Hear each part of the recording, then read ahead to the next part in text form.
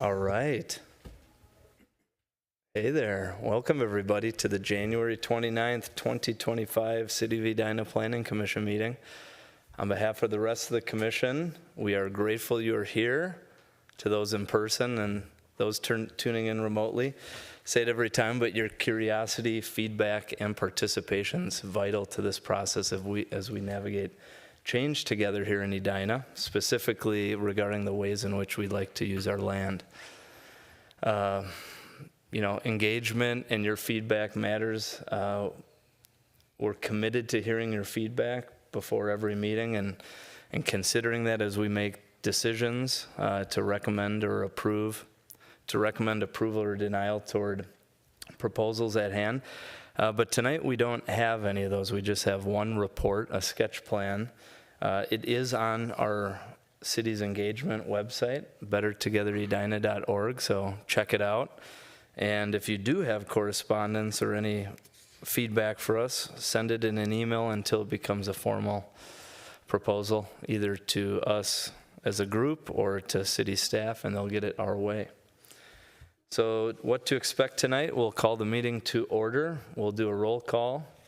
We'll approve tonight's meeting agenda, followed by the prior meeting's minutes. After that, we have our community comment period, which is your chance to testify about a matter not on tonight's agenda. And you'll have 3 minutes to do so. Then we have our reports and recommendations, and there's just one of them, and it's the sketch plan review for 5516 Vernon Avenue. After that, we have our chair and member comments, followed by staff comments and adjournment. So without further ado, we'll call the meeting to order. And then roll call. Commissioner Elkire. Here. Commissioner Padilla. Here. Commissioner Smith. Here. Commissioner Day. Here. Commissioner Bornstein. Here. Commissioner Felt. Here. Commissioner Henneman. Here. Chair Bennett. Here. Next, we have the approval of tonight's meeting agenda. If there's no proposed changes, I'd welcome a motion. Motion to approve tonight's agenda. Second. All those in favor say aye. Aye. So moved. Next, we have the approval of the prior meeting's minutes from January 15th. Same deal. Motion to approve the minutes.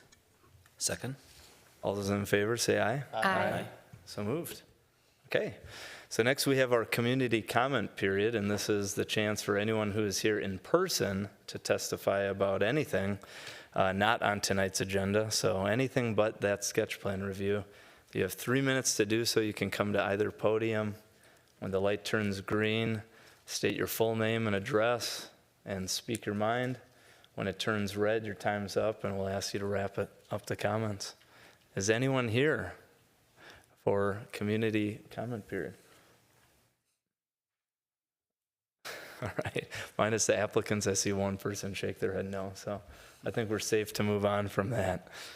Okay, so without any public hearings tonight, we jump right to the reports and recommendations. So what's a little different with this compared to the public hearings is this is the chance for the city and the applicant team and us to kind of be a little more proactive with a potential project where the Planning Commission's role here is to provide non-binding feedback to the applicant about a potential project before they then submit for a formal application, which then triggers the 60-day rule and period where we have 60 days to make a decision and a vote at city council level. And that is the public hearing process where staff undergoes a report. But staff still takes a look at this. They provide a quick presentation, turn it over to the applicant team to kind of do the same. We have, back and forth Q&A, and then we provide some non-binding feedback to the team. And Planner Teague, take it away. Excellent. Thank you, Chair, members of the Commission. So as mentioned, this is located at 5516 Vernon Avenue. It's straight west of City Hall. It's located south of Highland School. The property and the whole surrounding area here is zoned R1 single dwelling unit district. It's guided in our comprehensive plan for low-density residential. You can see the large school property to the north. There's a wetland and some park property to the east. Here's an aerial shot of the site. Note that there is a similar sized parcel to the east, 5508. The site we're looking at here today is about 38,000 square feet in size. Just to quickly hit on setbacks, the existing house is about 140 feet back. The property to the east, 127. The single-family homes in the area are quite close to Vernon. You can see 15 feet, 15, and 18. Those are rough, just taken off the aerial Hennepin County maps. Here's a look at the existing site. You can see this is the house we're looking at this evening. So what the proposal is to tear down that single-family home and build 2 duplexes or townhome structures on the site, one access off of Vernon. They would be about 3,000 square feet in size, 2-story, 4-bedroom, 4-bath, owner-occupied housing units.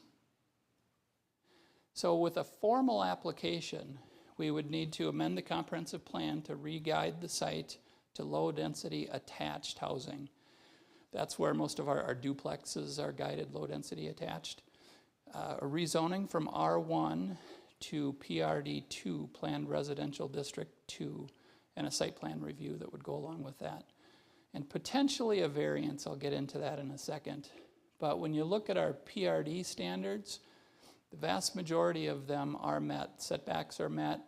Minimum lot area per dwelling unit is 7,300 square feet. And with this quite large property, it's a little over 9,000 square feet. 9,000 square feet, as you know, is our minimum lot size in the R1 district. One thing that, at least I don't believe in all of my time here, we've talked about usable lot areas within the PRD zoning district. We haven't had any requests to rezone to that zoning district. But what that is usable area that's usable to the residents, but not included in the required setback areas. So the area that I highlighted here in green, that would be their usable lot area. And you need at least 1,500 square feet per unit. This unit 4 would be about 20, and again, these are just rough estimates based on the site plan that we have. Unit 4 would be code compliant. Unit 3 would be slightly under the 1,500, and units 1 and 2 are around 1,100 square feet. But again, there would be quite ample green space outside of that area. So there could be a variance there. Issues to consider. While the properties all adjacent are zoned R1, these 2 sites are somewhat unique. The single-family homes to the west are somewhat isolated with a row of trees. We saw in the photo, we've got the school to the north. There's that large wetland to the east, and then Vernon Avenue on the south. So the existing land use plan, as I mentioned, guides the property for low-density residential. The amendment would allow the low-density attached residential. So there is some property. So here's the site that we're looking at. To the west, the old Vernon development. To the west, this is guided low-density attached residential, and it has a PRD2 zoning to it. This development was rezoned from R1 to PRD2 in 1997. It was guided in our comprehensive plan at that time, however, for low-density attached housing. There's also a couple of duplexes here along, this is a high wire electrical easement. I believe the railroad goes through here as well. These are a couple of duplexes that were built in the 60s and 70s. Those also are guided low-density attached residential. So again, most of our duplexes along France, the busy arterial roadways have that designation. This could be considered missing middle housing. This isn't affordable housing, but it's providing, again, that cluster housing that can be considered missing middle. So I will stop there, answer any questions that you may have, and the development team here is ready to make a presentation as well. Thank you, Carrie. Any questions, fellow commissioners, for Carrie? Oh, come on, there's got to be one. All right. Let's start with Meriwether. She beat you barely. Can you go back over the usable lot area for the, and that's, that goes with the PRD two? That goes with the PRD 2 zoning, yes. Okay, could you just run through it again? Sure. It's area that could be used for residents that doesn't include the required setback area. So you can see here, this is the required setback area. It also doesn't include, I didn't mention this before, it doesn't include parking and drive aisles. So that's excluded. So it's really looked at as green space, usable for the residents. And why do we have that as part of the PRD too? I don't know the history behind that. It's just, it's new, and Do we have it for any other? Just the PRD zoning districts. but no other residential has it. Correct.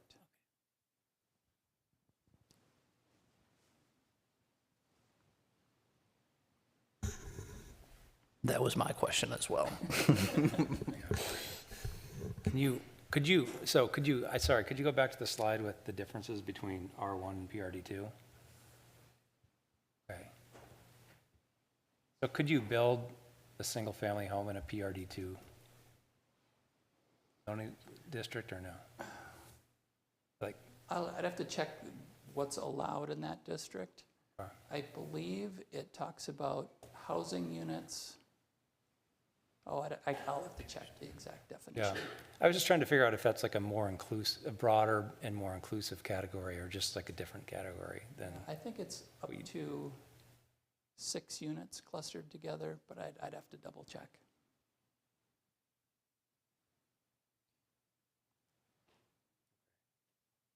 I think we still need to talk some more about this because I'm not getting it yet. So on the compliance table, it says 1,100 to 2,100. What's the 2,100? It's just my rough calculation, calculating the green space here, here, and here, and I just measured to this point here. So all of this green space is 2,100. For these 2 units, it was about 1,100. And again, I just drew a line here, calculated the square footage of this area and this area. Do we know, is the expectation that this is going to be subdivided or what? I would imagine it would be a townhome plat, so it could be, well, I guess it might be a question for the applicants. We haven't gone into the detail, but a CIC type townhome plat that would be located along basically the building walls. They could be extended, I guess, to the lot line where Okay. each unit would. So that was a yes, it is going to be subdivided? It would be subdivided. Okay. So because each of the 4 units has the same footprint, but you're saying each unit has different amounts of open area around it, not counting drive aisles or setback. Right.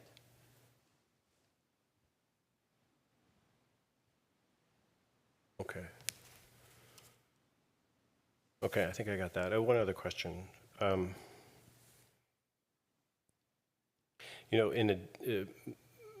Missing middle is a term that means different things to different people, and I have a question about another term that's kind of like that. What is Edina's definition of spot zoning? We don't have a specific Edina definition of spot zoning. We have along busier roads, we have duplexes, whether that's considered spot zoning located right next to a single family home. I would interpret a spot zoning, it's a land use that's just not compatible with adjacent properties. With a PRD 2 zoning, with essentially 2 duplexes, I wouldn't consider that spot zoning. Okay, thanks.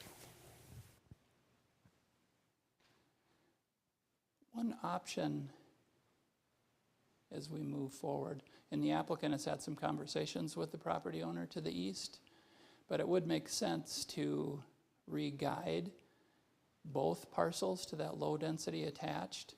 The single-family home at 5508 could remain. The comprehensive plan talks about single-family homes being allowed.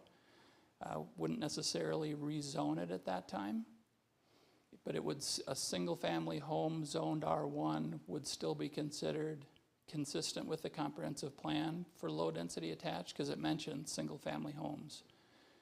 But it would give them the opportunity in the future to rezone potentially for something similar as what's proposed here this evening. So just something to think about as we discuss this one.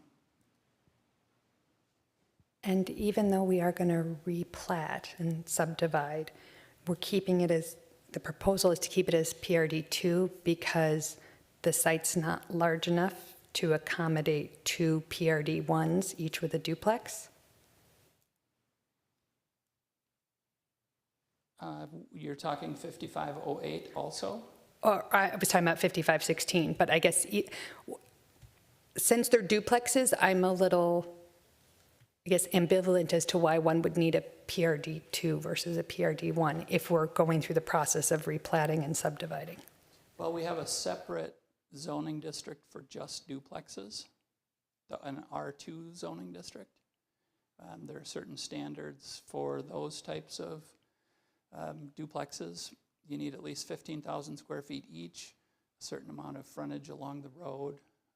PRD2 seemed to be the best fit here, given somewhat similar to the property furthest west. I didn't run R2 calculations in terms of setback and those kind of things. Okay, thanks.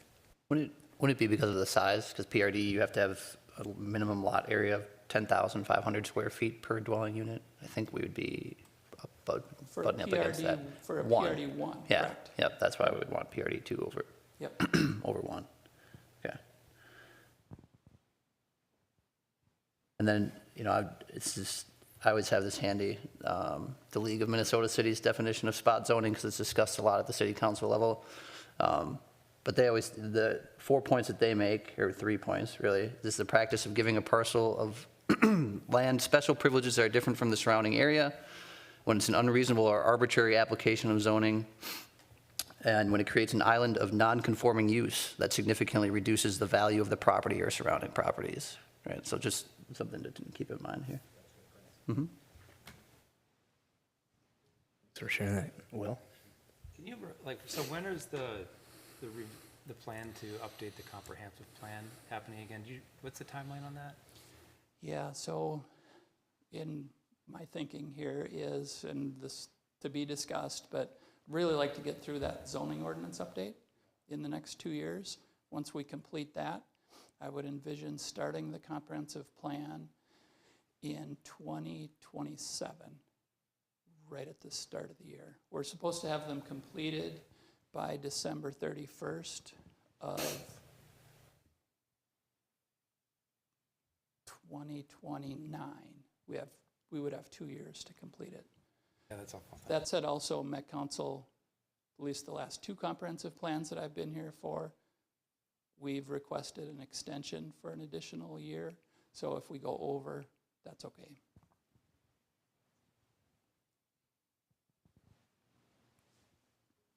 Questions for Carrie?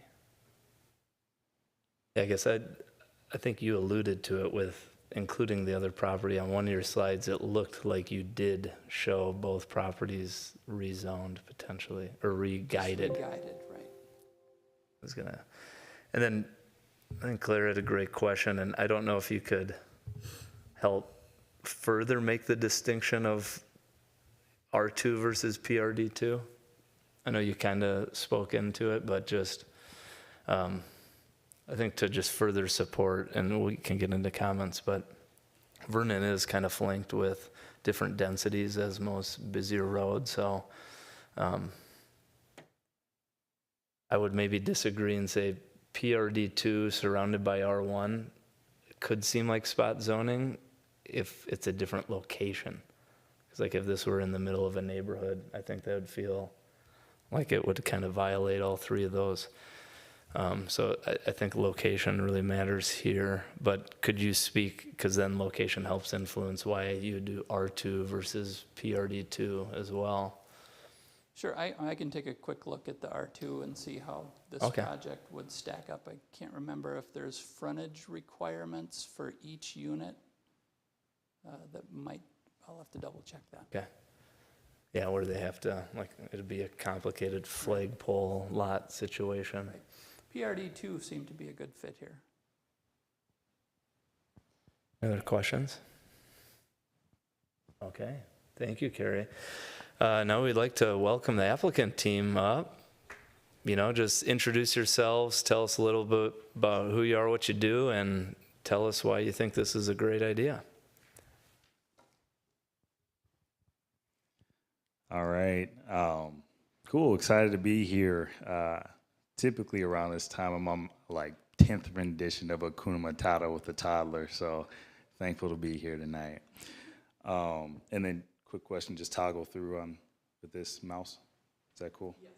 Okay, so we got a slide for you guys to kind of share a little bit about Abundance Properties. I'm Jordan Crockett, and today we'll talk about us a little bit, the proposal, the plan, and then we'll walk through some questions and everything with you guys as well. As I mentioned, my name is Jordan Crockett. I'm the Operations Project Manager. Good evening, everybody. I'm Rashad Kennedy, owner of Kennedy Property Development, as well as co-founders of these gentlemen next to me. And we've been in business since 2020, focused on residential, commercial, multifamily, mixed use, remodels, things like that. Cool, and I'm Darian Fletcher from South Minneapolis, co-founder as well. And we make Abundance Properties. And at Abundance Properties, our mission is to create abundance through the rehab and development of communities while empowering and educating individuals to do the same. That's really what we stand for. And a project that really aligns with our mission statement and core values was one where we worked with a nonprofit out of South Minneapolis, PPL, if you're familiar with them. And I can talk about it, but rather show you guys what this project meant to us, but also to the community. So we have a video for you guys to check it out. What's up, y'all? It's Chauncey Hollingsworth with Abundance Properties. Y'all, it's cold out here. It's cold out here. When we first started this project, it was warm out, the sun was out, we had nice drone shots. None of that's happening now. It's cold, but we still got work to do. We've already done roofing, siding, plumbing, electrical, whatever you could think of, we've done it on this reseed project. And the last part of this is the windows, and that's what's happening right now. We're doing Chicago Avenue and Portland Avenue windows, and we're getting it done. The crew has been amazing, and this has been a fun project that we've been doing with PPL. So what I'm most excited about with the reseed program is how it's allowing emerging developers to add to their portfolio, but not have to take on so much risk with grabbing properties that need a ton of work still. So this is a great opportunity for people within the community to now be able to continue to invest back into their community and not take on as much risk.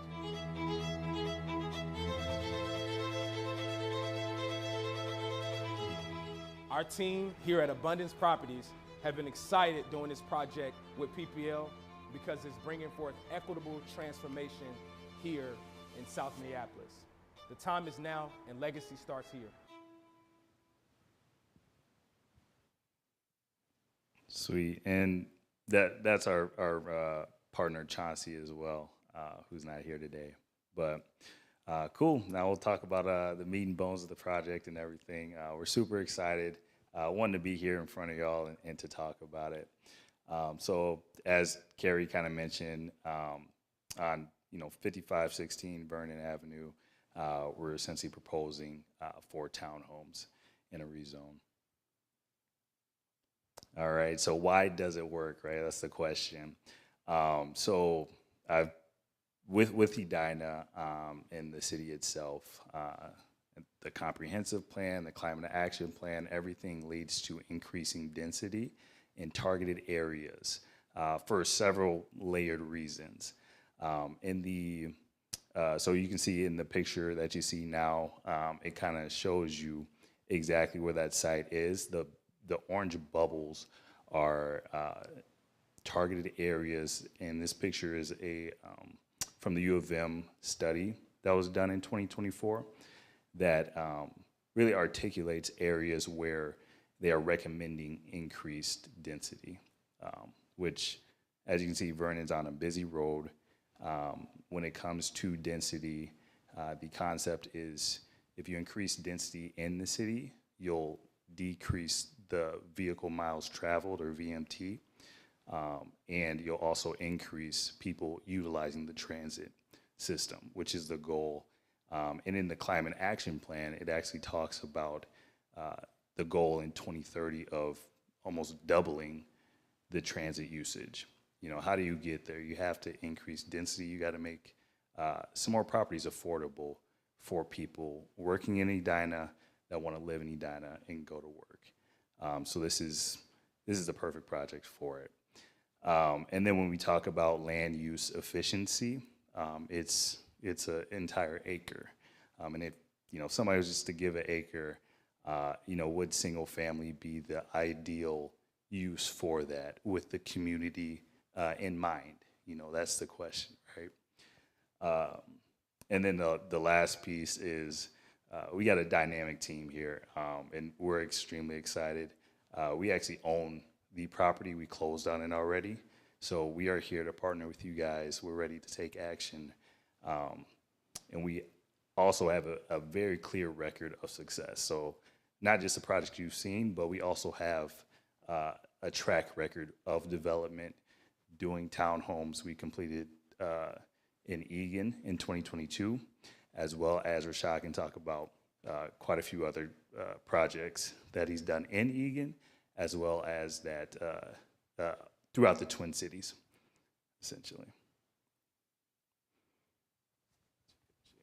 Oh, yeah, so this property specifically, as Carrie mentioned, 4 townhouses, 3,000 square feet each, actually 4 beds, 4 baths. On here it says 3 by 4 baths.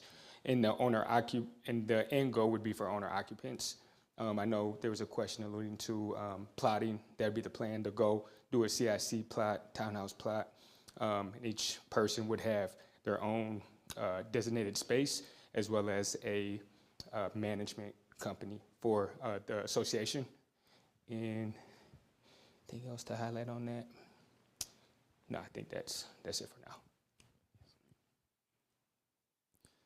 Awesome. So in summary, as I mentioned, Edina's comprehensive plan, the climate action plan, everything essentially highlights increasing density in specific targeted areas.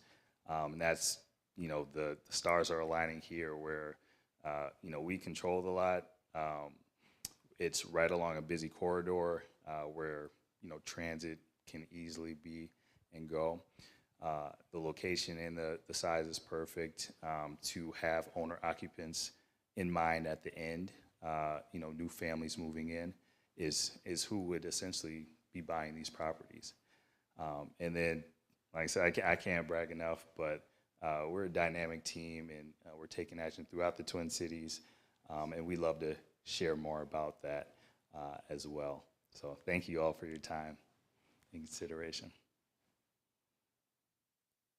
Thank you very much. I guess I am sure we have some questions. And then, again, since this is a sketch plan, we hope to give you a bunch of good non-binding feedback, but at least help direct certain aspects or details of the potential project toward a successful outcome. So you want to start over there? Would you mind explaining for everyone what a CIC is? Yeah, so do I have a definition? No, but so in the past, we're also working on a 16-year townhouse development in Maplewood. So the ones we're doing right now in Maplewood pretty much had to go through this exact process, hire an attorney, anywhere from $10,000 to $20,000, depending who you call and how they're feeling that day.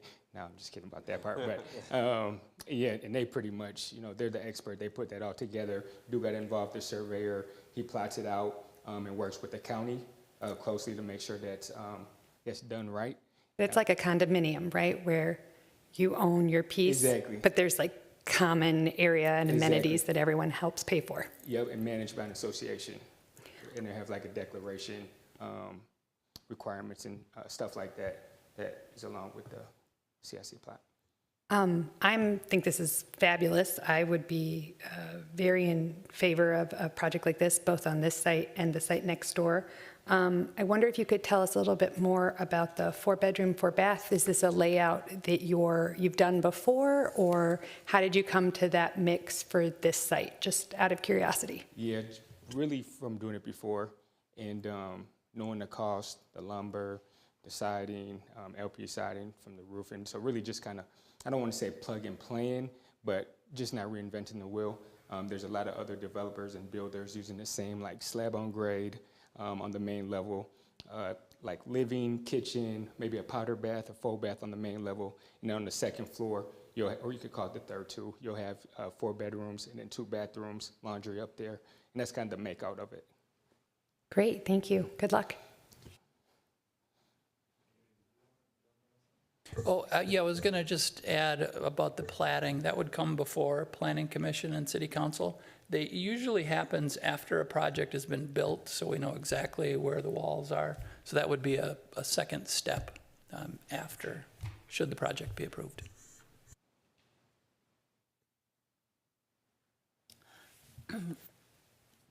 Thank you for coming here with us. I wanted to ask, did you consider putting additional units on this land? Yeah, so we did have, so as Jordan mentioned, we do have a pretty solid team and experts in their own rights, and our draftsman, he gave us a couple ideas.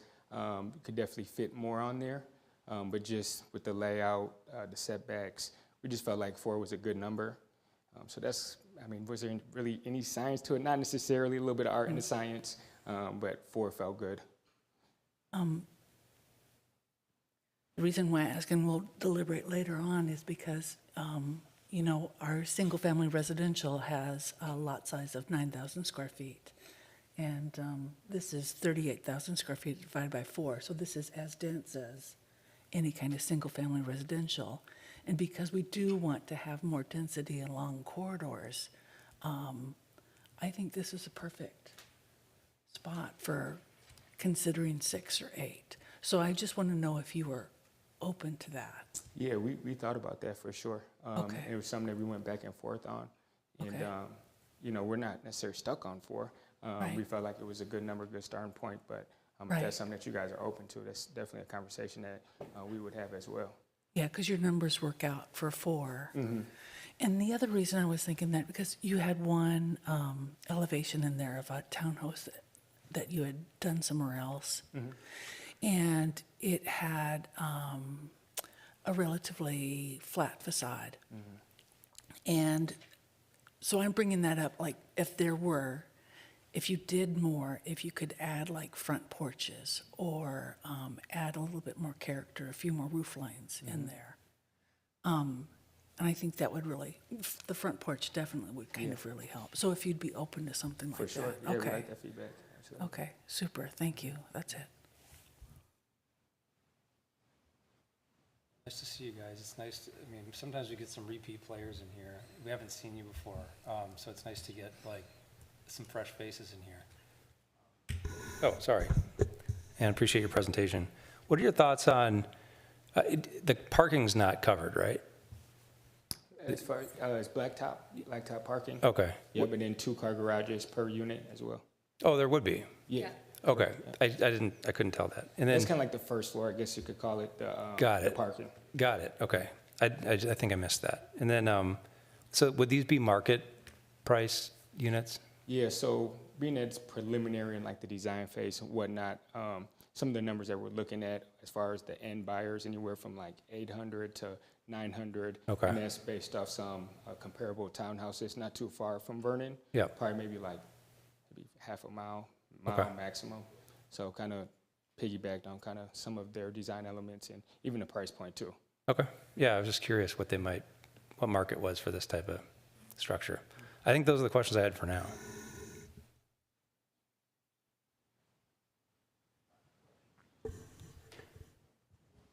Any other questions for these guys? All right, Quincy. Yeah, I certainly appreciate you guys coming out here. Good to see some fresh faces of new developers thinking very creatively on using that space. Just a couple of quick questions, more so on the work that you guys are doing in Maplewood. I was just curious, just reading through, there's a community feedback section. Just talk to me like a little bit about what the experience was like.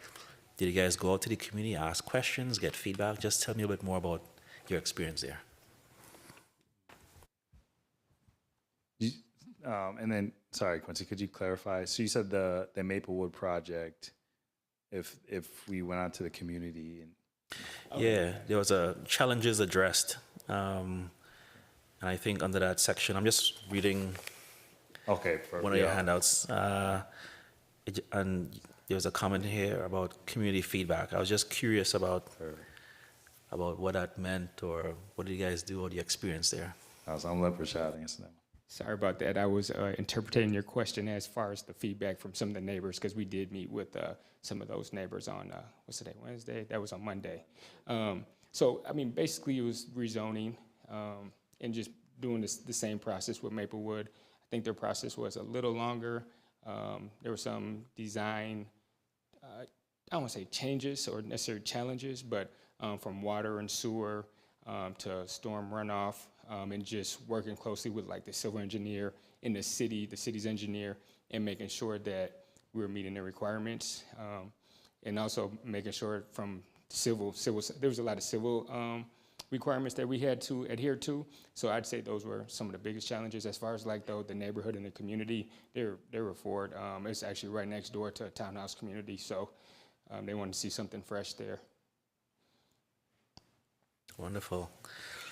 Good stuff. I think the design looks pretty good. I think you mentioned you have an architect on your team that probably looks at the homes in the region and kind of comes up with a design that kind of fits that neighborhood.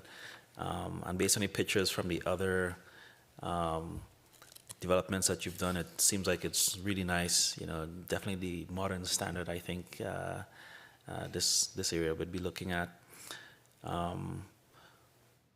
I think the slab on grade in Maplewood, that's not what's going to happen here, or is it going to be slab on grade here as well? Slab on grade here as well, but definitely different design elements from the interior and the exterior. For example, like in Maplewood, we use vinyl siding. Here we do LP siding, some things like that. We had decks on the back. Maybe we do decks in the front on these ones, some changes like that. But it would be slab on grade. At least that's what we'd be proposing. Okay. All right, sounds good. There's a lot of mature trees in that area. I'm guessing you'll try to preserve them if you could, and maybe replant. So I'm sure the future design might have, different landscaping ideas kind of embedded. I'll be excited to see what those would look like. But that's it for now. I think based on, what I've seen, we'll talk more about the zoning and everything, but the design looked like it's gonna work pretty well. I like the 4 units on that lot and how you enter it as well. So I thought that was very creative. The location seems like it fits too, with the density for Vernon. So yeah, I think it's positive so far. I'm sure we'll chat some more and get some more ideas. But thanks again. Thank you. Welcome. Very nice to see you. A few questions. Did you consider any other configurations in terms of where the driveways would be, or the homes, anything like that? Did you do iterations, and what were the issues around them, and how'd you land on this one?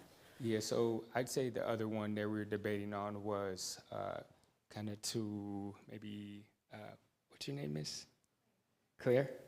Point as far as having more than 4 townhouses. We had one that has 6. Trying to fit, I think the entrance was still on Vernon though. It was still right there. But we liked splitting them up into 2 different buildings. So that was the other one that we were kind of debating on, was just having 6. Okay, but nothing like with all not all together or any of the parking in the, guest parking in the front or anything like that? No, we didn't change any of that up, no. Okay. And I was going to ask the same question about why not more units? And sort of to that point of increasing density, which I think we all realize is an important future goal, and other needs, any consideration for making some or any part of this affordable housing? We hadn't really talked about that, to be honest. I guess when we say affordable, like by the definition, it's probably not by the definition. Right, because Stephanie did a memo where she said it does not, Right. constitute affordable housing, so. Right. But at the same time, we have a handful of other projects going on in Edina right now. Some range from 1.2 to 1.8 million, which will be designed very similar to these at a much different price point. So although it doesn't necessarily meet the affordable requirements, you're getting a lot of the same design elements that these houses are going for, anywhere from 1.3, 1.4, 1.5, just as far as like the kitchen, the bathrooms, the material selections being used. So no, it's not affordable, but it's a lower price point than what you're seeing, if that makes sense, as far as some of the design elements and materials being used. Thank you. I understand what you're saying. I just think it's unfortunate that we can't, on this parcel, somehow be considering that. But I understand if it doesn't meet, the economics of your situation. But to that point, in what was submitted, there was something about them costing the price point being between $700,000 and $800,000, and it just sounds like it got ratcheted up to between $800,000 and $900,000. And the reason for that is? I don't really have a reason. I'm not sure which piece. Yeah, that could have been my mistake or typo.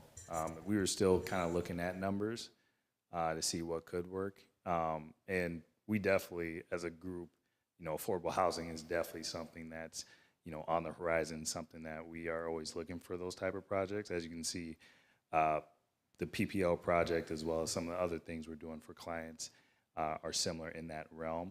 But when we were looking at the economics of it, we were kind of really basing off the comparables in the area. So I guess when I was saying affordable, it's more like relatively affordable for Edina. Thank you. And then in the video discussed partnership with PPL. Are you going to have any such partnership in this project? You don't always work with PPL. No, ma'am. That was a project where we were.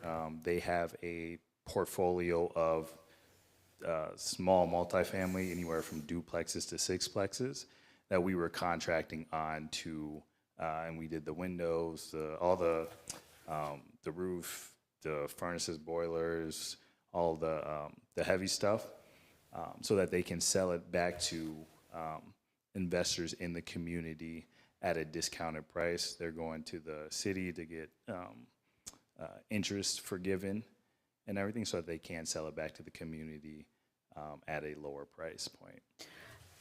Are you involved? Do you ever work with Summit Academy OIC? I'm not familiar. Not familiar with them, okay.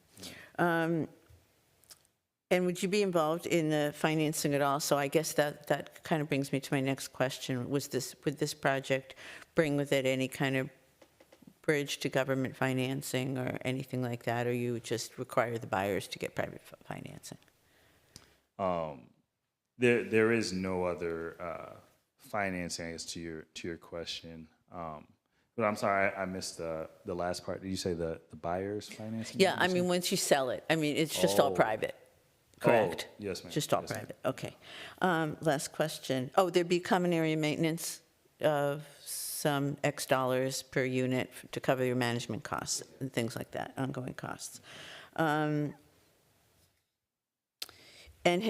are you aware, have you looked at the traffic patterns during school, because you're so close to Highlands?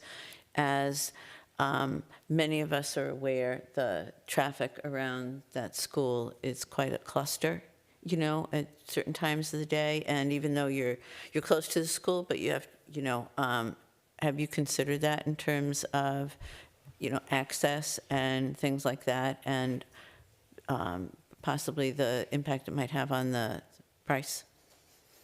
We have heard similar feedback. We haven't done an in-depth study of it so far, but it is something that we've, you know, looked at or kept in the back of our notes for sure. So, okay. And as we move forward with the process, it'll definitely be something we'll be looking into. Okay, thank you. Thank you. Thanks for coming. I was going to say thank you for your interest in Edina, but then you said you already closed on the lot. So thank you for your investment in Edina. We're glad you're here. Did you say you started in 2020? That's correct. You've been busy. You got Egan, Maplewood, and St. Paul projects? I graduated college in 2016, went to Augsburg College. There I studied business management, was also on the wrestling team. I say that to say right out of college, I was pretty much operating as a GC, but I didn't have my official GC license until 2020. So really been doing it 9+ years. But as far as like official GC, general liability, you know, employees, all that, 2020. Mm-hmm. That's impressive. Congratulations. Thank you. You got some really nice work in the presentation that we saw. Thank you. Just a couple specific questions on this project. The 4 surface spots, those are guest parking? Correct. Shared for the 4 units? I believe that's how we would make it out, yeah. Okay. So the drive aisle and the 4 guest spots would be HOA? Correct. And just for clarity, are you imagining subdividing into 2 or 4? 4. Okay. 4, so each buyer would have their own separate address, own ownership of a particular area between the walls and on the lot in the driveway. Okay, thank you. Thank you. Any other questions right now? I just had one. Yeah. So there was a project recent, oh, did you have one? Oh, thanks. There was a pizza place proposed for Vernon recently. Did you guys watch what happened with that? Okay. I did hear about it where they are at 3 to 5. Where what?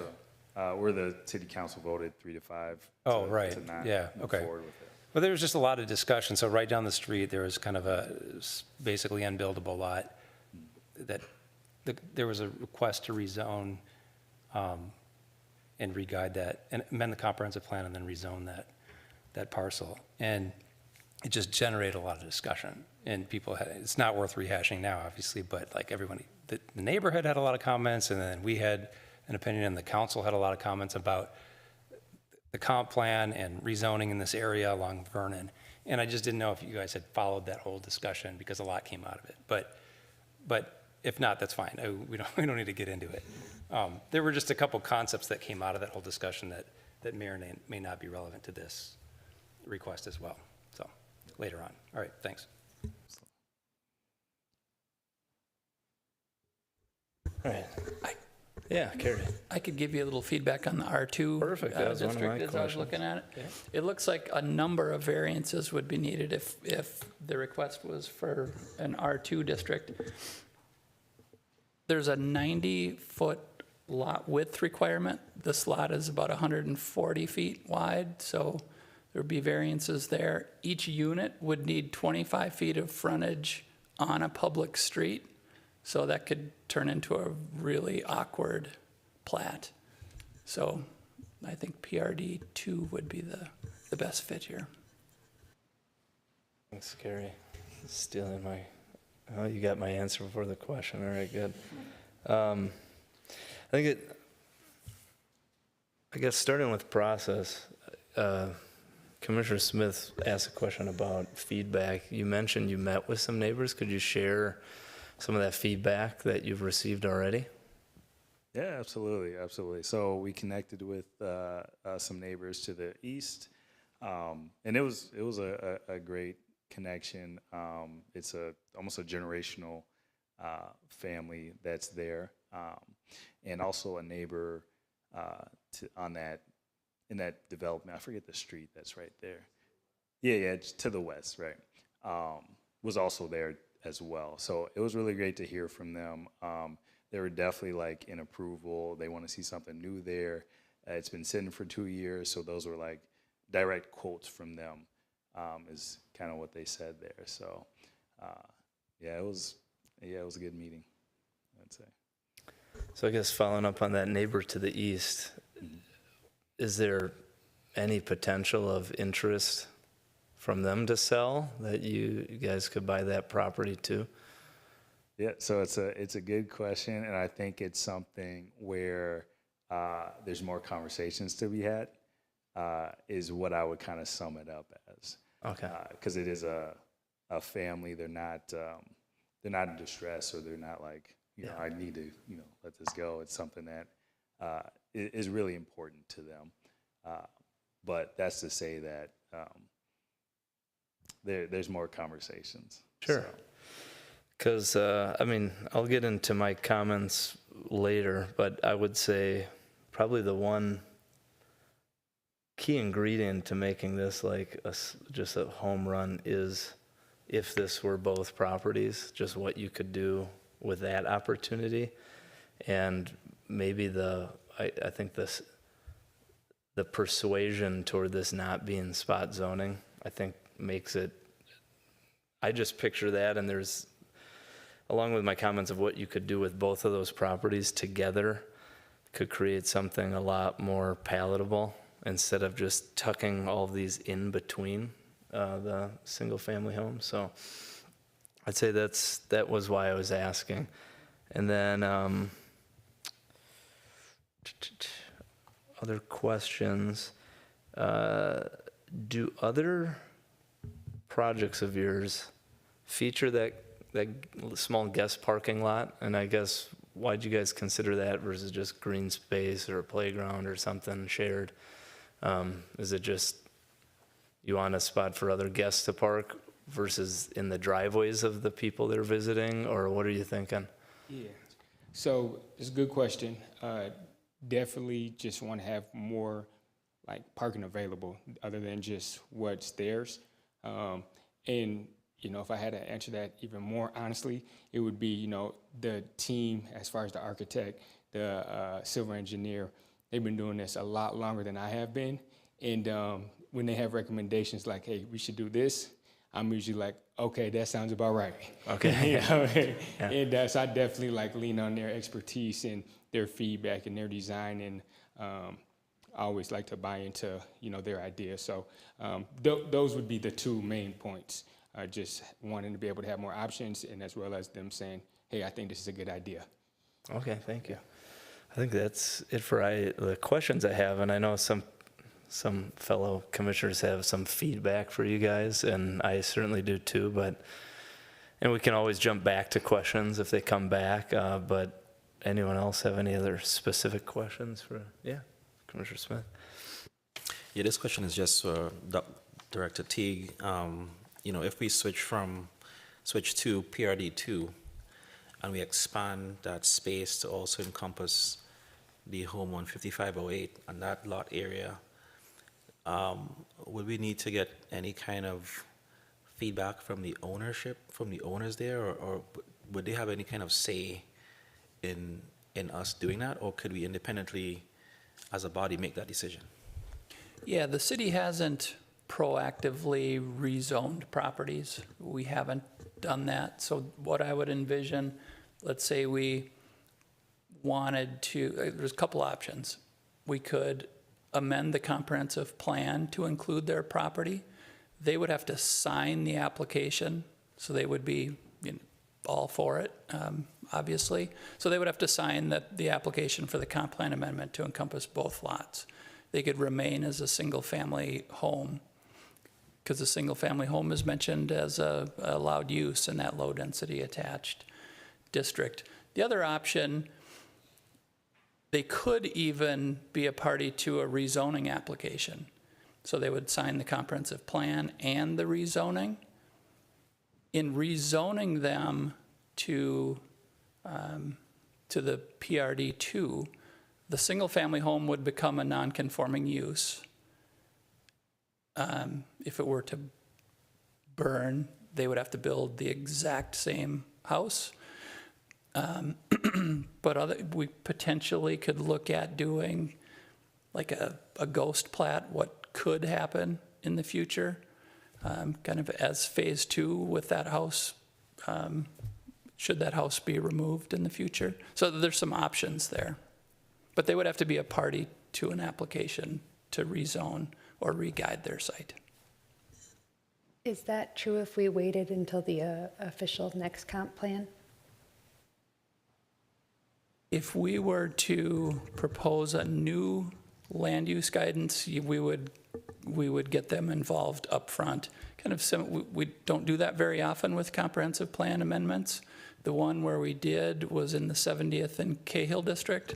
There was one property owner, and they were agreeable to that land use change. So anytime we're looking at re-guiding, we would definitely want to get them on board early. Got it, thanks.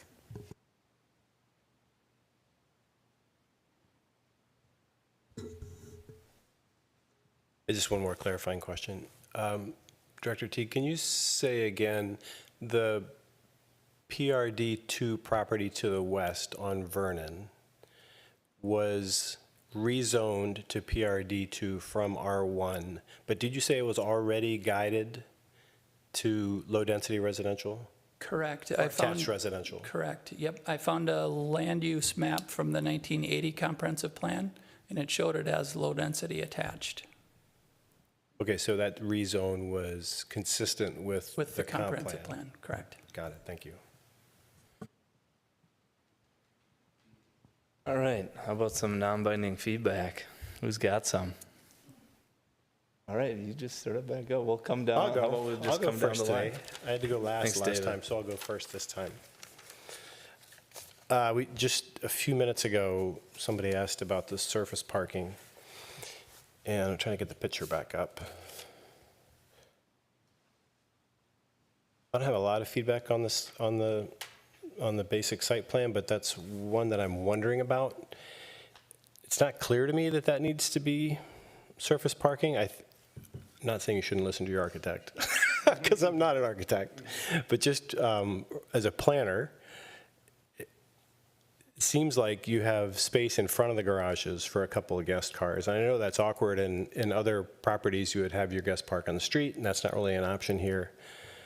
But just practically speaking, if I'm a guest visiting Unit 3 or Unit 4, I'm not sure I'd even know that the guest parking was even there.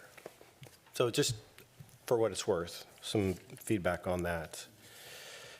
As far as the project overall, we are historically very cautious about rezones of R1. Director T, I think that's fair to say. And yet, this is an isolated spot. It's a very large lot. It's on a corridor that we're interested in increasing density on. And if you do the math, it's not a materially more intensive land use than the neighbors to the west. I mean, we're asking for 5 units per acre, or 5 units per acre would be required, but in fact, if you do the math, it's 4.6 versus 4.0 in the neighbors to the left. So in the scheme of things, it's a pretty trivial departure from the density that's already there in that neighborhood, particularly right to the west. I think what's most important to me is this is what we say we want, missing middle. I can't tell you how many times as a planning commissioner I've heard people talk about wanting missing middle. We want it, and this is a great place to put it. It just seems completely obvious. So how will we get there? Seems like we could rezone and change the comprehensive plan and do the variance that we need to.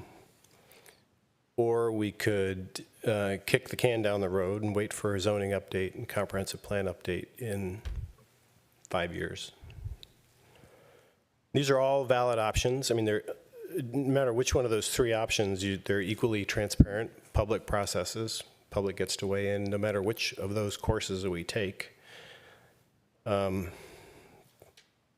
reason that I would be comfortable with a rezone and a comprehensive plan and a variance would be because we do that now rather than wait 5 years when we may not have somebody standing in front of us who's interested in doing it. So, as I say, I'm not uncomfortable with the rezone and comprehensive plan change and a variance. Others may be. But I would say that if we do choose to kick the can down the road and wait for the zoning update and or the comprehensive plan update, that really increases the pressure on all of us to get those large-scale forward-looking plans exactly right down to the parcel. And I'm not sure that's a realistic expectation. So I'm really excited about this opportunity and hope we can keep it moving. Thanks.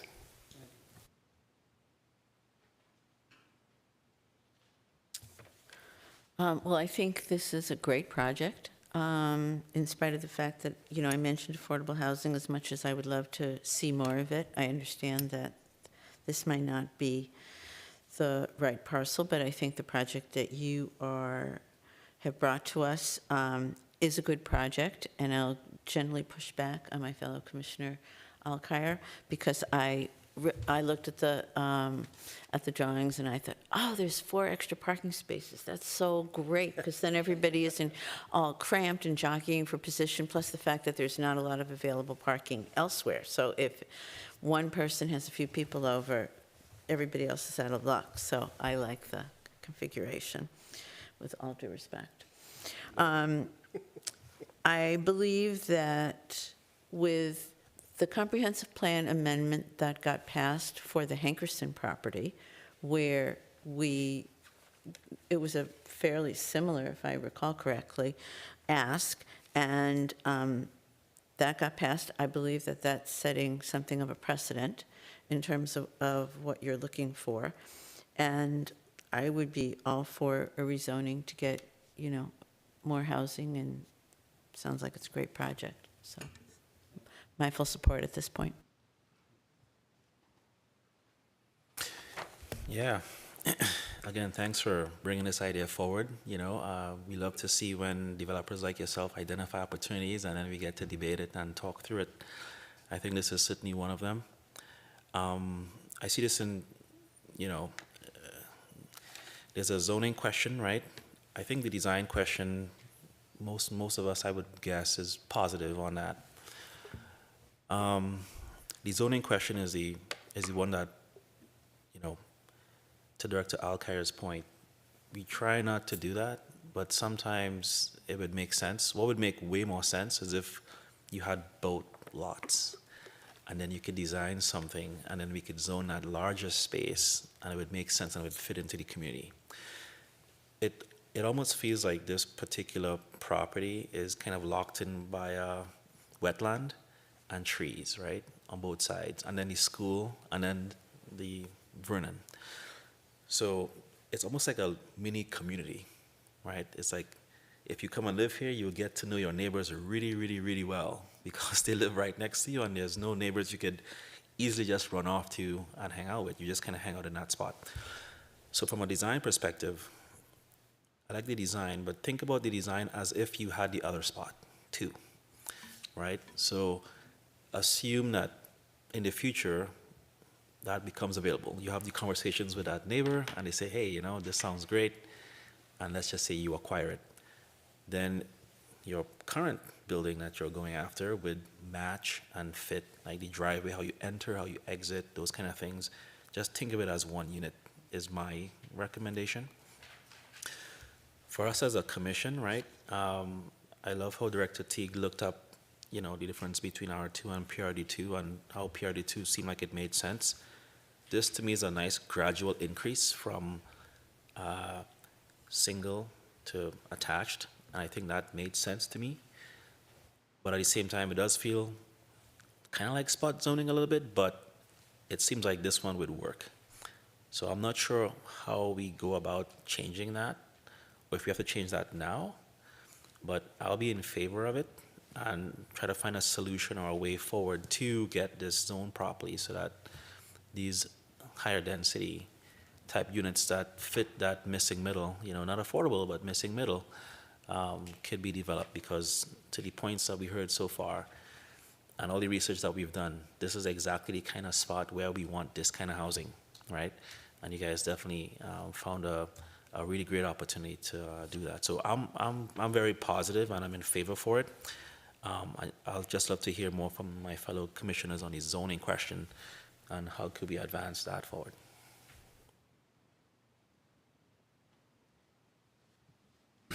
All right, thank you for being here tonight.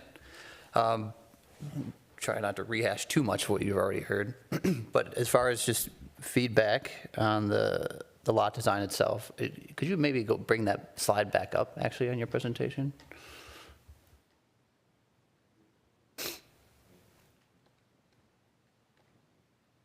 This one? Yep.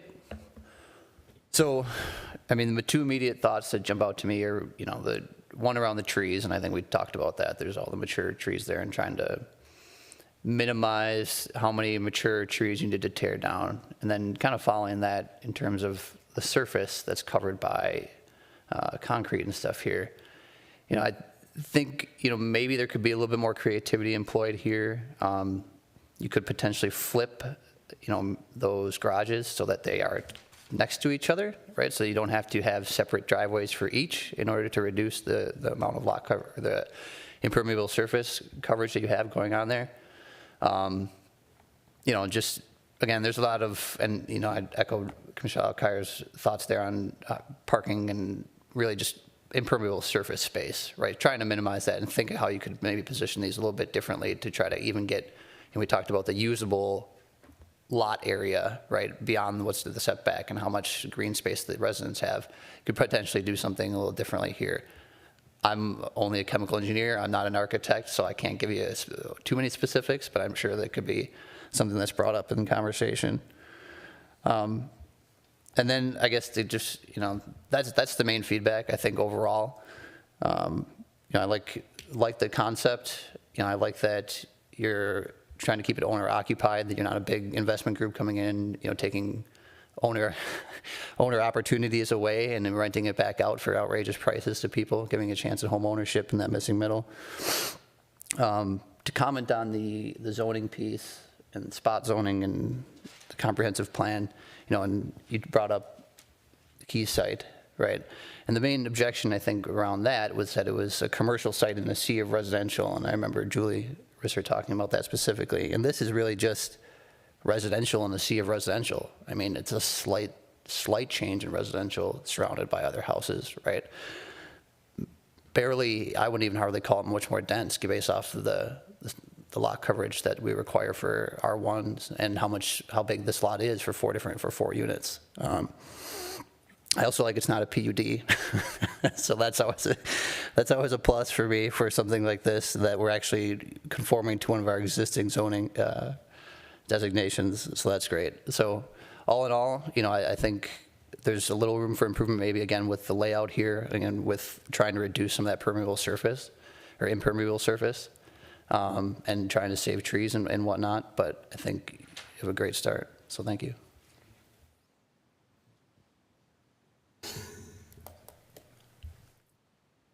It's interesting. So Vernon's we're all talking about Vernon all the time now. And I think sitting in the background is the question, what should, just setting this one individual proposal up, it's just the bigger question of what should Vernon look like going forward?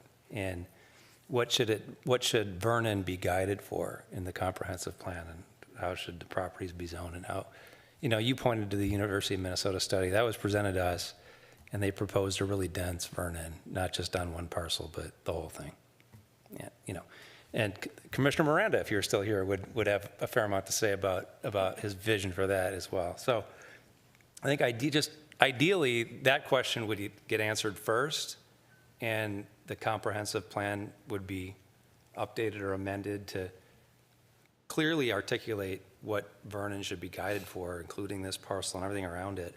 Whether it's low density attached or something else, I don't know. But that's, in the ideal world, I think that would happen first. there's skepticism that it will happen that way. And if anybody, I think everybody here knows, like, especially with that area and the folks who live around there, if anybody proposed making any kind of significant change to Vernon, like wholesale, you would hear very emotional reactions, to put it, to understate it. And like, for example, if someone proposed making all of Vernon low density attached, there'd be strong reactions to that, or even a significant part of it. So I'm a little conflicted about whether the right process is to figure out what Vernon should look like and just deal with that issue first, and then everyone has certainty and can approach it with that, or to take these little minor changes that come, and I don't know what it looks like, maybe a little bit of a patchwork or something. So I don't have a fully formed opinion on this. Just know that that's a dynamic in the back. Like Vernon is, there's these bigger questions that are all implicated by these individual projects. And I don't know how that's going to play out, you know, with the different decision makers. I think I like a lot about what you guys proposed. I think there's also something a little bit random about just as a planning group saying from a planning perspective, we think we should just amend the comp plan to just change what one parcel's guided for. I think just intellectually from a planning perspective, that's a little bit,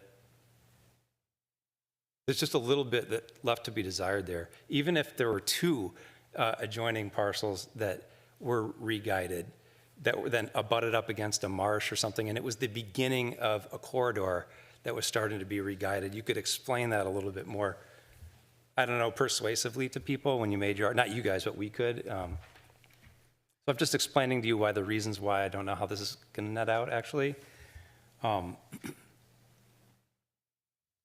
Like I think Commissioner Alcar said, there's probably significant pessimism about we want denser types of housing in these areas. I think folks are really skeptical, rightly so, about whether that will ever happen the way it should, which is through a wholesale adjustment to the type of documents that govern these types of areas.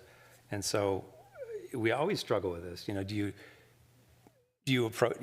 make incremental progress towards your goals when it's available, or do you try to do it in a more logical way? So that might, again, merit approving this if proposed. It might be an opportunity to start momentum towards making Vernon overall look a little bit different. Maybe you need to start with one to make progress on the whole. But regardless, so I don't have a fully formed opinion on this one yet because of those dynamics. I think some folks on the council might struggle to approve this, having not approved the pizza place. You know, when I listened to the conversation that happened around that, you know, a lot of the residents, their point was, and I actually didn't agree with it, but their point was the comprehensive plan is a promise made to us. And when you change it for one parcel, you're breaking your promise to us. And we relied on it when we moved in here. And folks on the council, you know, some of them adopted that same view in ultimately deciding that a business, you know, a site that had been commercial for decades, the comp plan wouldn't be amended to reflect the commercial nature of that parcel. They said that the comp plan, because it had been guided differently, that was a promise made to the residents of the city. And, well, we can't break that promise now. So there are these kind of like dynamics out there that someone's going to have to kind of engage on when they make the final decision. I don't know if the council's going to stay consistent on that type of perspective or whether they're going to change it. You can't predict it. So that's really it. I mean, I think there's definitely pros to this. Really appreciate your presentation. It would be awesome if we could get more housing that looked like this in Edina, especially along Vernon. Process-wise, whether enough folks are going to be persuaded in this instance for all those reasons, I just don't know. But I just thought feedback-wise, it would just be good to know about that context as you continue to have these conversations and continue to kind of present things to folks. Because eventually that bigger question, you know, like folks might ask that bigger question, how does this make sense from a planning perspective for Vernon as a whole? So really appreciate you coming in. Thanks a lot. Yep. Thank you for being here. I do want to address your comments. And Commissioner Padilla talked to this. We did approve the Hankerson townhomes, and that was turning R1 into denser residential. And just because there's only a couple of other PRD2s doesn't mean there's a lot of other duplexes along Vernon.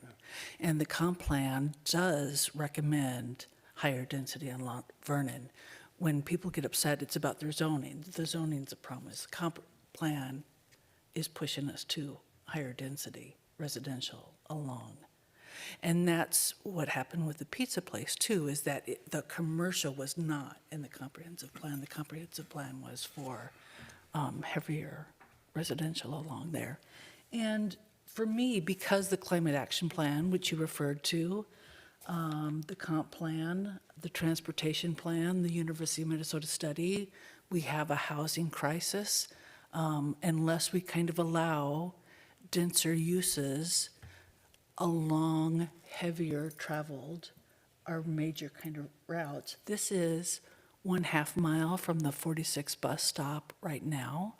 I know the 46 is looking to expand the bus service as soon as the stations go in on the other side of 169 for the light rail.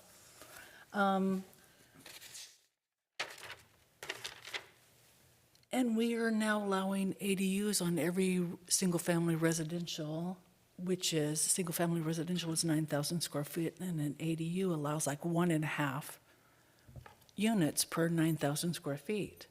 So I'm thinking you guys should do 6 units on here. And I don't, so I would allow like pushing this farther back towards the school because it's still, schools are allowed in residential properties, but there is a lot of room back there. I would be willing to kind of push the drive a little farther, as long as you can do some planting on that. I do agree with like thinking towards the other property, but I would not consider even talking about the other property until you have conversations with the homeowner. I'm not going to go there. And Commissioner Smith, you talked about community, and we talked about I had brought up covered porches and you talked about decks. Covered porches create community because people can sit out there in all kinds of weather and talk with their neighbors. And so I would strongly recommend those too. That's it. I'd say do more. Okay. Yes, thank you guys for standing up there for so long, and clearly, you're at the center of some hot topics and very current discussions here in the city beyond just your project. As Commissioner Bornstein said, we do have to think about the comp plan and how that is our vision. But it's a 10-year comp plan, and for me, I very much believe that we need to make incremental progress because Lord knows 10 years ago was a very different world than we're in today. And so I think we do have to accommodate that. I'm not going to give away your negotiating position with the neighbor, but that would be, I think, as we've all sort of alluded to, a slam dunk if you can make it happen. I'm okay if getting a variance for this usable lot area. I sort of agree that this is a great use of this site, and to me, I would have no problem if you can, I guess I wouldn't let setbacks or this usable lot variance be the reason that you don't deliver the best product that you can here. I think at the $700,000-$800,000 price point, you could almost have these spec built because it will be a very in-demand product. And I sort of, if you want to put soft feelers out there, I think there'll be a lot of people who would love 3,000 square feet. They might not need 4 bedrooms or 4 bathrooms or whatever, but there's a lot of people who'd like to downsize from their home, which in a few years will be median price of $1 million, to something smaller. And I think this is exactly what is needed here. And I'd even, to the comments that other folks have made about affordability. You may even find that you don't need the white marble granite super high-end finishes, that there may even be a demand for a true sort of general consumer product. And I think this is a great site. More it'd be better. I do love that they're duplexes because then everybody gets more windows versus like row homes. But I hope you guys can figure out how to make it work on paper. I hope your negotiations, if you choose to have them, go well. And yeah, just really excited to get this project going.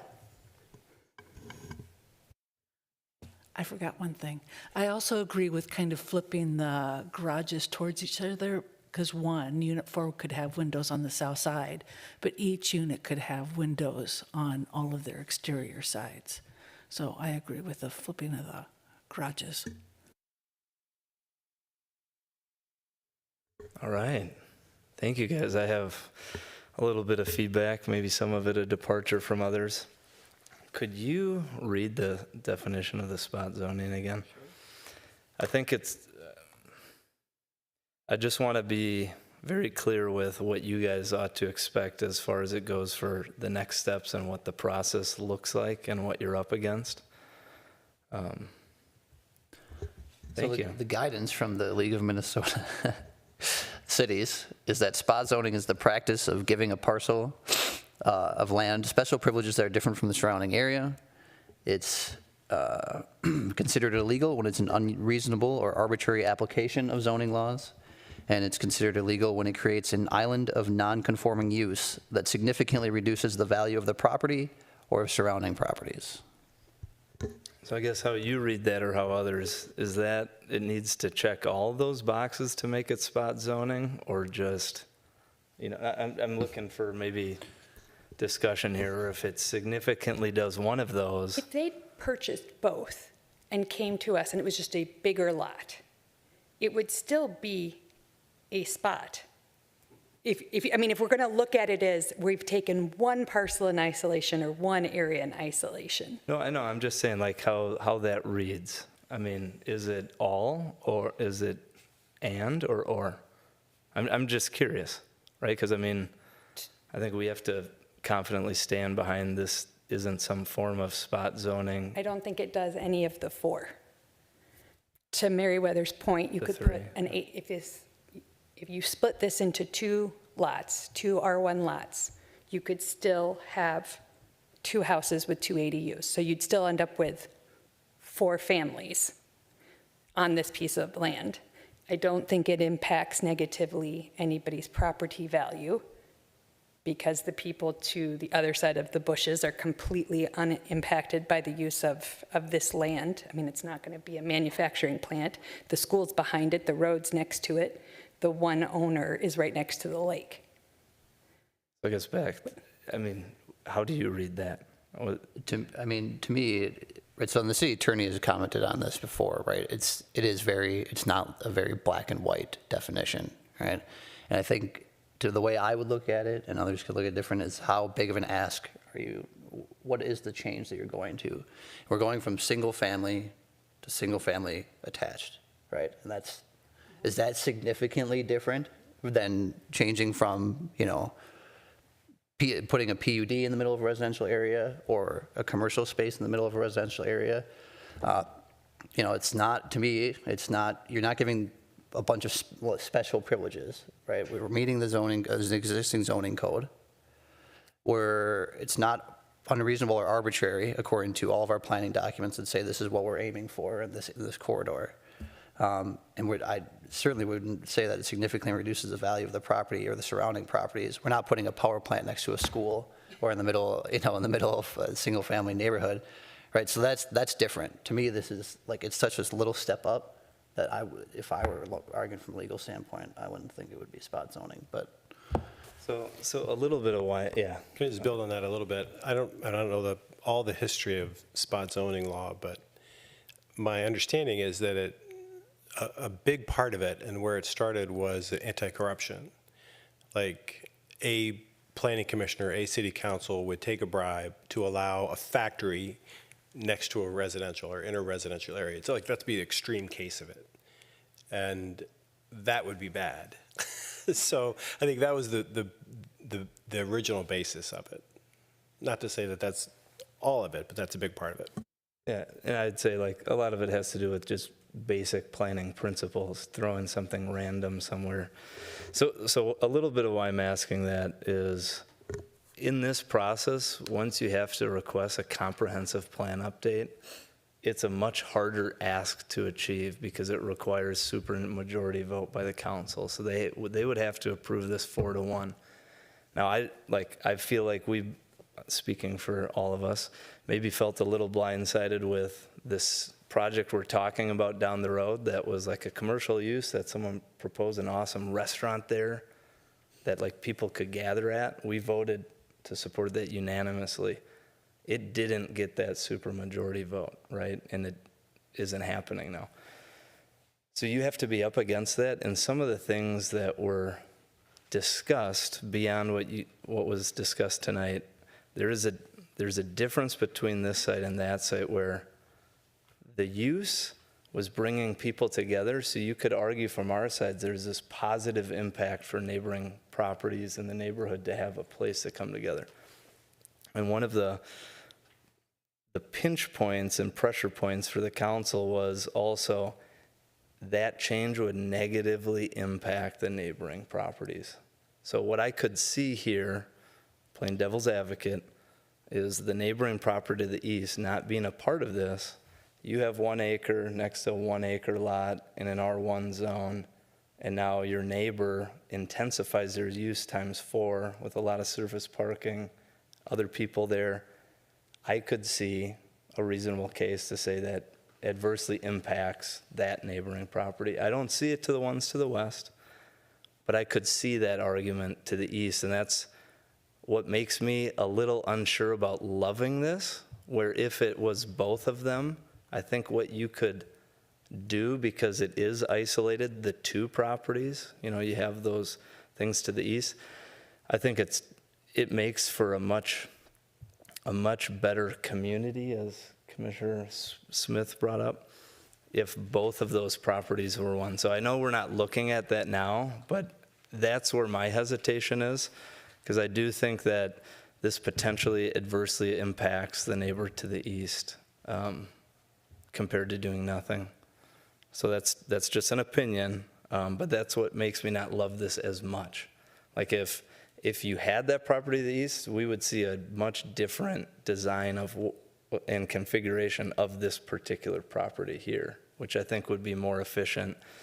And as you mentioned, you have an acre, you want to be most efficient with that land use. But if you had 2 acres, you could be even more efficient with fitting more people and providing what I would say is like what seems like a logical opportunity here is more of that courtyard style housing where you kind of flank the perimeter and have like a park, all eyes on a common spot for people to hang out and gather. So I'm just letting you guys know the process, like to get the comprehensive plan changed compared to the one down the street that did go to, you said it was originally guided, right? They just had to, or it was zoned that way? It was guided medium density residential, Yeah. but zoned commercial. I guess I'm referring to the R2 or the PRD2 on the south side. Yeah, the old Vernon, that was zoned R1 and was rezoned to PRD2. Okay.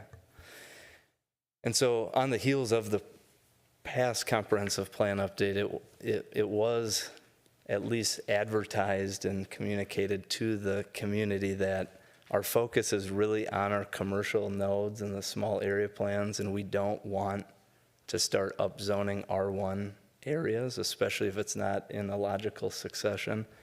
So like the Vernon project too, being separate, it was already a multifamily lot that got densified, and then it was the neighboring lot. So it was different than this. And I see this as unique, as most projects are unique, but this isn't as ideal of a logical transition as some of our other ones, because there's no history of the density right here on this side, next to it, around it.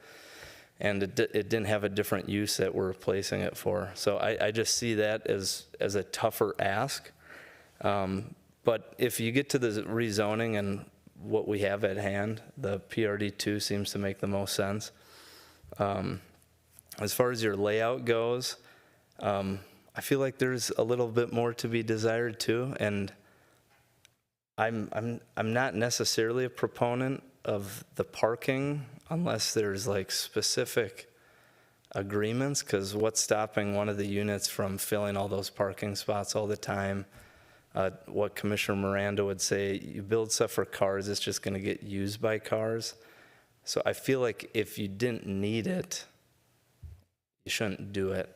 And if that helps create like a green space, like if you can't successfully negotiate the property to the east, and this is what you got, I could see unit 3 and 4 kind of pushing more to the west, maybe keeping the driveway farther to the east, pushing unit 1 and 2 just a little more to the north. And if you took out that parking lot, maybe you have like a little common green space or park, you know, for like a playground or something for the users besides parking. So just thinking to maybe sweeten the deal and to provide something that isn't more just car generation, right? The whole point of this is to densify it so people don't drive as much. So I kind of see that as like an opposing, you know, feature. So that would help. I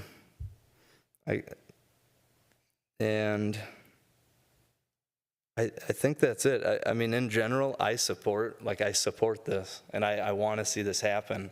I just want to be realistic of the next steps and who you're going to talk to and what other things they're going to be looking at. And I think there is a tough sale on the comprehensive plan amendment only. And I think everything else here looks really good. And I mean, I personally wish you the best on this. I think it's the right type of layout if this stays the same. And if you do get that property to the east, I think continuing this type of design to kind of make more like, if you look up courtyard housing of what that is, sometimes it's like, you know, you got an alley behind it so you don't have roads driving up through it, but it kind of keeps all eyes on a common space. And there's a couple examples of that in Edina, just south of 50th in France, with like a really nice development where it's basically a U. But like you can take that type of style and get maybe more units to it. So, yeah. Just on your comment, if you move forward with or without the parcel to the east, having a letter of support from them about how they feel about the project might be beneficial and kind of help that argument, since they would be the one neighbor most impacted. And I guess I'd say, yeah, going forward, like the problem with the sequence of this is you don't get to be ideal with consolidating things. So I would just let you know, if that happened, I would be personally more willing for other variances to get the next set of housing closer to that property line to kind of connect the units along the back, just because that property to the east is wider, not as long. I mean, it's as long, but it kind of loses some of its distance. So I think where you got things is generally good. I just think there's a little bit more to be desired with kind of that parking situation. So I'd kind of argue more for just keeping it to a driveway. People could kind of park along the side of the driveway, you know, and as long as there's a place to kind of turn around, I guess I'd like to see something a little different there. Any other feedback from anyone else? Do you guys have any questions for us after hearing all this? It's a lot of stuff at you.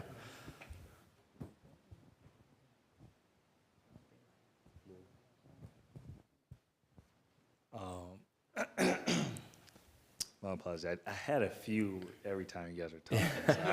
So I appreciate the feedback. It'll probably come back to me. But one thing, Two, I thought about it some more to Bonnie's kind of question of like, why not affordability?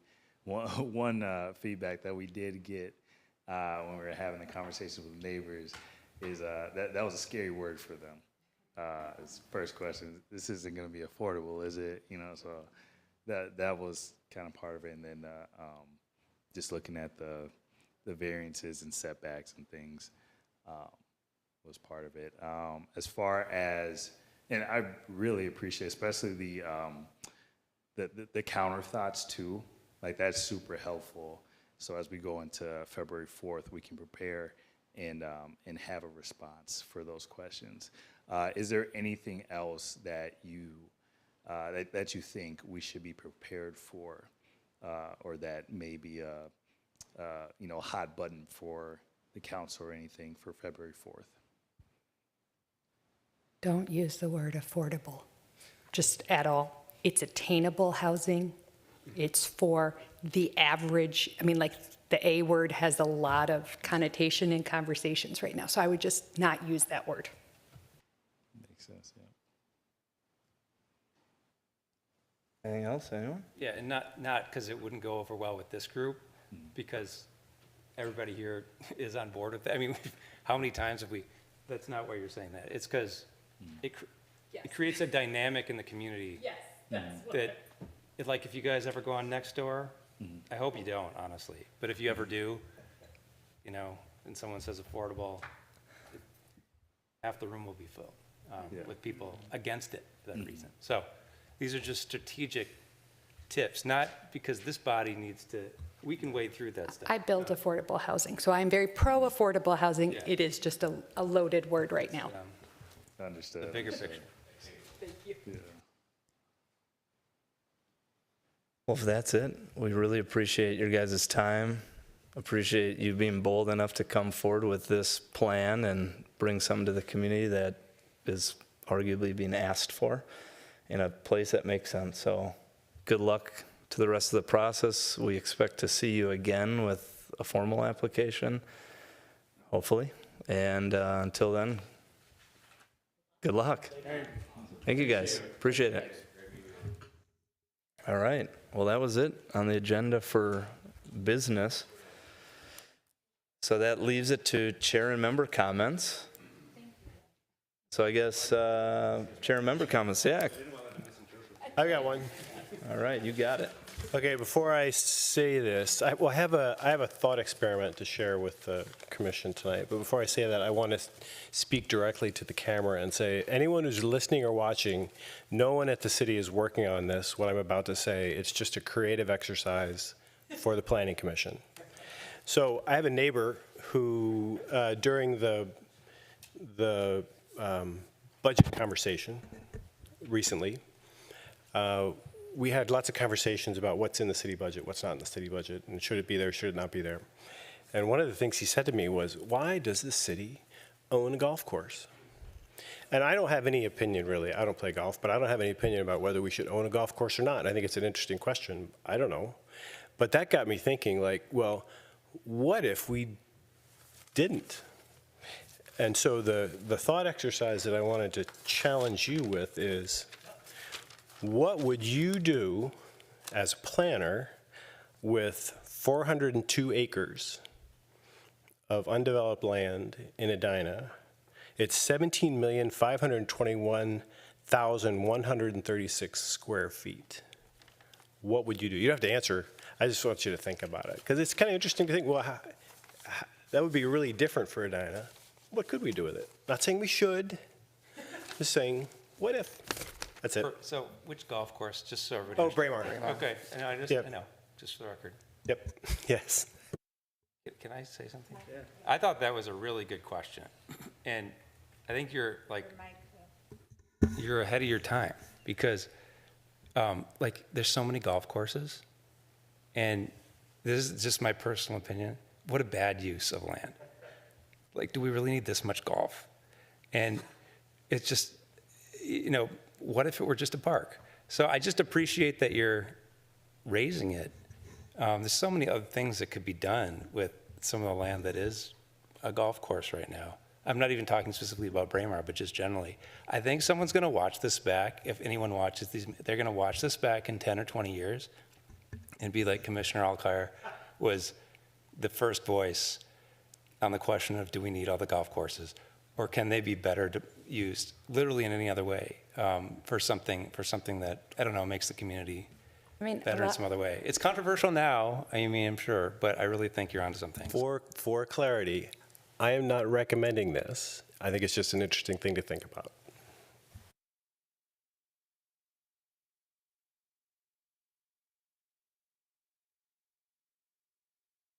I was just gonna say, and Fred Richards, anyone, right? I mean, also, I think no one asked that question soon enough, for that golf course that then turned into a park. It was kind of reactive toward the end, where maybe if you had that teed up before, it would have been a little more, yeah. All right, I'll end it there. Any other chair member comments, anything? All right. Commissioner Padilla. Yeah, just to let everybody know that the Human Services Task Force has just about completed its marching orders in terms of, it's a 2-year project, and last year we had evaluated all the RFPs that had come in for city money and doled out that money for 2 separate years. This year we did site visits, and as we finish up, we are recommending to the city, which is the first time that they increase funding, in spite of the fact that there's many budget discussions going on. And just to refresh everybody's memory, the Human Services Task Force has somebody from every commission on it, and it sits and recommends this expense allocation from the city budget to worthwhile organizations that work with Edina residents that don't provide that, and the city doesn't provide that service elsewhere. So we're at the end of our tenure now and recommending increased funding for, we'll see what the city thinks about it in its next budget go round. So. Thank you. Anyone else? All right, look to Carrie. Staff comments. Yep, just a quick update from the last council meeting. They reviewed the sketch plan for the Eden 100 building on stilts over here. We're anticipating a formal application probably in the next month or so. It's a pretty big traffic study that's underway, and that's going to take some time. And the other was the Highwood Drive, the shifting of the lot lines. The council approved that, and that's it. Could you share a little bit about council's thoughts on sketch plan, if you had any to summarize? In general, I think they were supportive. There was some of the recommendations here, shifting the building over, creating more green space, activating the street frontages, those types of things. Yeah, it was good. All right. That it? One last item. Motion to close? Second. All those in favor say aye. Aye. So moved. The meeting has been adjourned. Thank you, everybody.